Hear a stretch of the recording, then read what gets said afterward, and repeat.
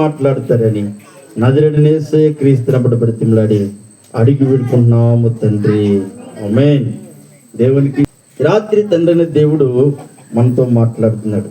ఏంటంటే యెహోవా యందు భయభక్తులు కలిగి ఉంటే, బాగా ఆలకించండి, యెహోవా యందు భయభక్తులు కలిగి ఉంటే కాపాడేవాడు యెహోవాయే. ఎక్కడికి చెప్పబడదాం. హల్లెలూయా. చెప్పండి. యెహోవా యందు భయభక్తులు కలిగి ఉంటే కాపాడేవాడు ఎవరండి?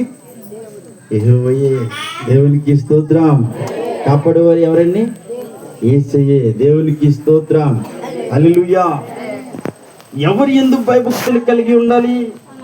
ఎవరి యందు భయభక్తులు కలిగి మనం ఉంటే ఎవరు కాపాడుతారు? దేవుని యేసయ్య. నేను చెబుతాను, మరి చంద్రమ్మ గారి కుటుంబము, మరి వారు నిజానికి బాప్తిసం తీసుకున్న కాడి నుంచి దేవుని పట్ల ఎంతో నమ్మకంగా ఉండేవారు. దేవునికి స్తోత్రం. ఆయన పాటలు పాడుతుంటే మా సంఘం అంతా కూడా చాలా ఉత్సాహ సంతోష భరితులైపోయేవారు. ఆ పాటలకి ఒక మధురమైన ఆ పాటల్లోని మేమందరం కూడా అలా తేలుతూ ఉండేటట్టు అయ్యేదన్నమాట. దేవునికి స్తోత్రం. అంత చక్కగా దేవుడు కృపనిచ్చుకున్నాడు, అంత చక్కని కీర్తనలు ఇచ్చుకున్నాడు.